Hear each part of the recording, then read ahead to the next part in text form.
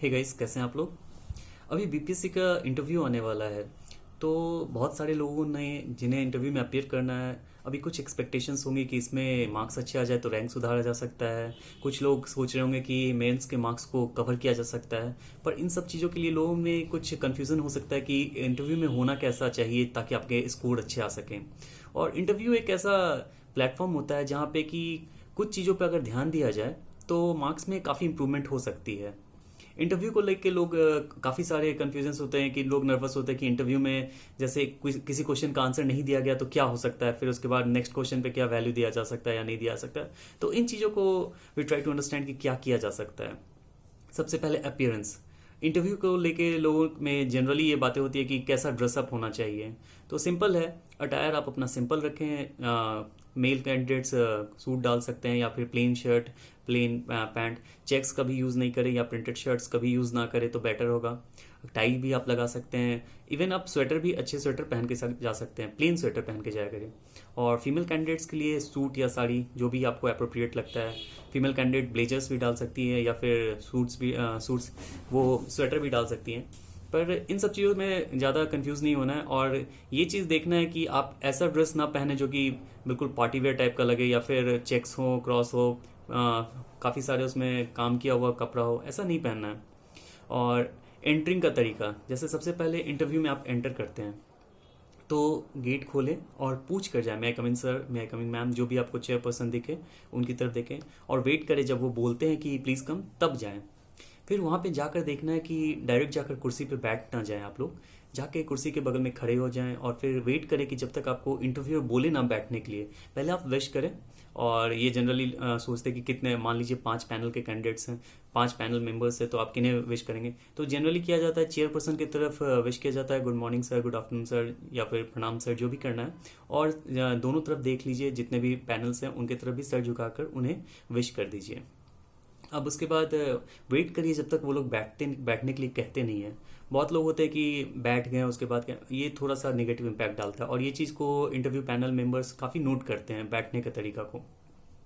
उसके बाद बैठिए तो आप कंफर्टेबली बैठिए, जिस भी चेयर पे आपको जैसा भी मिलता है कंफर्टेबली बैठिए। और अगर आपको पोस्चर में कोई दिक्कत होती है ड्यूरिंग द इंटरव्यू ऑल्सो, तो आप अपने आप को एडजस्ट करिए। ये नहीं कि बिल्कुल जैसा आपको अनकंफर्टेबल लग रहा है फिर भी आप ऐसे ही बैठे हुए हैं, सोच रहे हैं कि बिल्कुल चेंज ऑफ पोजीशन नहीं करना, अदरवाइज क्या नेगेटिव इम्पैक्ट। इन चीज़ों से कोई ज़्यादा फर्क नहीं पड़ता है, बट आप कंफर्टेबल रहेंगे तभी आप कॉन्फिडेंट रहेंगे। तो इस चीज़ को ध्यान रखिए। अब होता है कि क्या पढ़ना चाहिए। तो आपने बहुत कुछ पढ़ रखा है तभी आप इंटरव्यू तक आए हैं। मेंस के लिए तो पढ़ा ही है, पर इंटरव्यू में थोड़ा ध्यान देना है कि जैसे मेंस होता है, प्रीलिम्स हुआ फैक्चुअल बिल्कुल, मेंस हुआ थोड़ा उसमें इमेजिनेशन, एक्सप्लेनेशन, ये सब किया जाता है। इंटरव्यू भी वैसा ही है, आपको इमेजिनेटिव क्वेश्चंस वहाँ पे दिए जा सकते हैं। जैसे किसी भी चीज़ का art and culture, ancient art and culture को मॉडर्न आर्ट एंड कल्चर से कंपेयर किया जाए, या फिर वर्ल्ड में जो भी अभी डिस्टर्बेंस हो रहे हैं उससे सोशियो इकोनॉमिक क्या प्रॉब्लम हो सकती है। तो इन चीज़ों में आप देखेंगे कि जैसे मेंस का सिलेबस फिक्स होता है, मॉडर्न, एंशियंट, लेकिन इंटरव्यू में कुछ फिक्स नहीं होता, वहाँ पे कुछ भी पूछा जा सकता है।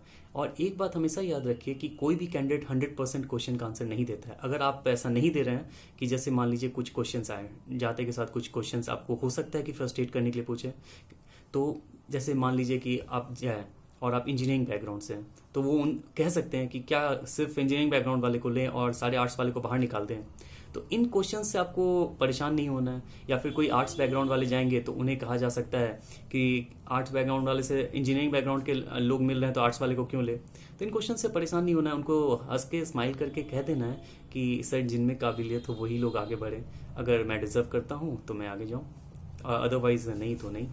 तो इस चीज़ों को लाइटली लेना है और किसी भी मोमेंट में परेशान नहीं होना है। हो सकता है कि आप किसी सब्जेक्ट से आपने पीजी कर रखा हो, गोल्ड मेडलिस्ट भी हो, और उस सब्जेक्ट से मान लीजिए आप हिस्ट्री में गोल्ड मेडलिस्ट है या फिर आपने पीजी कर रखा है या फिर आपका ऑप्शनल भी है, तो उसमें वो आपको एक्सपीरियंस्ड होते हैं। पैनल मेंबर को कभी चैलेंज मत करें, वो काफ़ी एक्सपीरियंस्ड है, काफ़ी ज़्यादा स्टूडेंट्स का उन्होंने ऑलरेडी इंटरव्यू ले रखा है, तो आप उन्हें चैलेंज नहीं कर सकते हैं वहाँ पर। उनके जो भी क्वेश्चंस है उनको ट्राई करिए कि आप अगर जानते हैं तो उन्हें बता दें, अदरवाइज से sorry sir, I don't know much about that. ये एक डिसेंट वे है। और नहीं बोलना ये पॉजिटिव है, लेकिन गलत बोलते चले जाना ये नेगेटिव है। इसका मतलब ये होता है कि आप कुछ भी कोशिश करके अपना काम निकालना चाह रहे हैं। तो वो वहाँ पे चलेगा नहीं। वो हाईली एजुकेटेड लोग होते हैं, उन्हें आप नहीं बना सकते रहे वहाँ पे। और फिर जैसे आपकी हॉबीज़, हॉबीज़ अगर दें तो उनसे रिलेटेड कुछ फैक्ट्स जान लीजिए, क्योंकि हॉबीज़ के बाद अगर आपसे क्वेश्चंस पूछे जाते हैं वहाँ पे आप नहीं बताते हैं तो लगता है कि ज़बरदस्ती का हॉबी रख रखा है इन्होंने, या फिर कुछ भी इस तरह से। तो हॉबीज़ से रिलेटेड थोड़ा चीज़ें आपको जानकारी होनी चाहिए। और सब्जेक्ट, तो जैसे मान लीजिए आपका कोई भी मान लीजिए उन्होंने पूछा ऑप्शनल क्या है, तो ऑप्शनल से डेफिनेटली कुछ क्वेश्चंस आते हैं। लेकिन अगर नहीं आया तो हो सकता है इंटरव्यू आपको कहेंगे ये तो ऑप्शनल है तुम्हारा, तुमको पता नहीं है। तो इससे परेशान नहीं होना है, बोलना सॉरी सर मैंने अभी रिकॉल नहीं कर पा रहा, या फिर मुझे अभी याद नहीं है पर मैंने पढ़ रखा है। तो इससे कोई फ्रस्ट्रेट होने वाली बात नहीं है। और उससे हो सकता है कि इंटरव्यूअर आपको एक क्वेश्चन, कोई भी क्वेश्चन, जैसे मान लीजिए वेस्टर्न डिस्टर्बेंस, अभी कुछ दिन पहले एकाएक ठंडा आया और फिर चला गया, तो क्या इसमें पूछा जा सकता है वेस्टर्न डिस्टर्बेंस क्या है, इससे एक्सप्लेन करिए इसे। फिर अभी साइक्लोन आया, उससे वेस्टर्न डिस्टर्बेंस को मैच करिए, कुछ एक्सप्लेन करिए। तो इन चीज़ों के लिए आपको तैयार होना होगा। ये नहीं कि बस आपको फैक्चुअल क्वेश्चंस वहाँ पे दिए जाएंगे, वहाँ पे एटलीस्ट कोशिश करिए। और मान लीजिए कि आपको कुछ नहीं आता है, अगर वेस्टर्न डिस्टर्बेंस आता है, साइक्लोन पता है और माउंटेन बैरियर्स पता है, तो आप तीनों चीज़ को एटलीस्ट एक्सप्लेन कर दीजिए पहले। और उसके बाद जितना हो सकता है कोशिश करिए वहाँ पर, लेकिन बिल्कुल ब्लैंक नहीं हो जाना है कि मुझे कुछ नहीं पता है। एटलीस्ट आप ट्राई करिए। और इसी तरह इंटरव्यू में होता है कि बहुत सारी चीज़ें आती है, जैसे कि कुछ लोग बाहर से तैयारी करके आते हैं, तो उन्हें कहा जाता है कि उन्हें कहा जा सकता है कि आप तो मेट्रो सिटीज़ में रहें, यहाँ पे गांव में पोस्टिंग हो जाएगी, आप कैसे काम करेंगे। तो इन चीज़ों को लाइटली लेना है। उन्हें बस कहना है कि सर हमने इसी के लिए तैयारी करा है और हमारा माइंडसेट ये है, हम इस पर कोशिश करेंगे बेहतर काम करने की।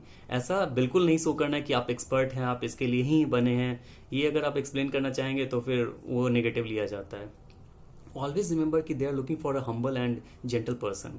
कभी भी अपने आप को ये नहीं दिखाना है, अगर आप किसी सर्विस में ऑलरेडी होंगे, अच्छी सैलरी पा रहे होंगे, तो उसका कभी भी रिफ्लेक्ट नहीं होना चाहिए कि आपको ईगो है। कि आप एक जेंटलमैन हैं और उसी तरह बिहेव करिए वहाँ पे। Because they are looking for decent officers, और आप ऑफिसर जाने के लिए, बनने के लिए जा रहे हैं, और आपको सेंसिटिव होना पड़ेगा लोगों के लिए। क्योंकि आप जिन लोगों से डील करेंगे वो अनएजुकेटेड हो सकते हैं, पॉवर्टी स्ट्रिकन हो सकते हैं, तो वहाँ पे आप एक सुपर ह्यूमन टाइप की फीलिंग लेकर नहीं जा सकते हैं कि आई नो एवरीथिंग। वहाँ पे आपको उन केसेस के लिए सेंसिटिविटी होना जरूरी है। जब तक आप हम्बल नहीं होंगे, जेंटल पर्सन नहीं होंगे, उन चीज़ों से अपने आप को आइडेंटिफाई नहीं कर पाएंगे। और अगर आइडेंटिफाई नहीं कर पाएंगे तो पॉलिसी इंप्लीमेंटेशन, इस समय आपकी उतनी रुचि नहीं दिखेगी, ऐसा पैनल मेंबर्स सोचेंगे। तो इस चीज़ों से बेटर है कि आप एक हम्बली क्वेश्चंस को आंसर करने की कोशिश करें, और किसी भी मोमेंट पे परेशान ना हो। स्माइलिंग फेस होना चाहिए बट लाफिंग फेस नहीं होना चाहिए। हो सकता है कि वो आपको जब नाश्ता कर रहे हो तो चाय नाश्ता भी ऑफर कर दें, पर उस समय उसे बिल्कुल पोलाइटली रिजेक्ट कर देना कि no sir I am fine, thank you sir, thanks for your asking me for this. और इस तरह से उन्हें रिगार्ड के साथ उन्हें डिनाई कर जाइए, क्योंकि you are not going for that नाश्ता एंड ऑल दैट। आपका पर्पस इंटरव्यू है, तो वहाँ पे अपने पर्पस से आप इधर उधर नहीं कर सकते हैं। उनका ये तरीका ही होता है कि आपको देखना है कि आपका बिहेवियर पैटर्न कैसा है। और बिहेवियर पैटर्न, आप एक ऑफिसर बनने जा रहे हैं तो उस हिसाब से आपको रिस्पेक्टफुल होना चाहिए, सीनियर्स के प्रति आदर भाव होना चाहिए। किसी भी मोमेंट पे हो सकता है कि आप डिनाई कर रहे हो, जो पैनल मेंबर होंगे उनसे आप डिनाई कर रहे होंगे, उनका कुछ ओपिनियन होगा, आपका कुछ होगा, तो आप उस मोमेंट में कॉन्ट्रडिक्शन नहीं लेना है। उस मोमेंट में आप उन्हें ऐसे अच्छे से कह सकते हैं कि sir you are right sir, but I want to add something on my as my opinion. तो वहाँ पे कि आप एड ऑन कर रहे हैं, हो सकता है कि आपको पता हो कि वो गलत बोल रहे हैं, तो उस समय आपको बोलना है कि sir I may be confusing but मैंने तो ऐसा पढ़ा था, आई मे बी कंफ्यूजिंग। अपने पढ़ लेकर ये नहीं करना है कि सर मैंने आज ही पढ़ा है ऐसा, ये तो यही है, आप शायद आपको पता नहीं है। इस तरह का नेगेटिव इम्पैक्ट कभी नहीं डालना है। वो हो सकता है जानबूझकर कुछ गलत फैक्ट्स आपको बताएं, तो उस केस में वो आपको यही चेक करते हैं कि आप सीनियर से रिस्पॉन्ड कैसा करेंगे, क्योंकि आप एक हायरार्की में काम करने वाले हैं। तो हायरार्की में ही सिस्टम काम करता है, गवर्नमेंट काम करती है हायरार्की में। हायरार्की नहीं होगा तो सिस्टम काम नहीं करेगा। तो हायरार्की के लिए रिस्पेक्ट कैसा है आपका, आपके मन में पीपल के लिए सेंसिटिविटी कैसा है, ये सब चीज़ें देखी जाती है इंटरव्यू में। बेसिकली नॉलेज टेस्ट तो है ही, लेकिन आपकी पर्सनालिटी को ओवरऑल जज किया जाता है कि आप कैसा परफॉर्म करेंगे।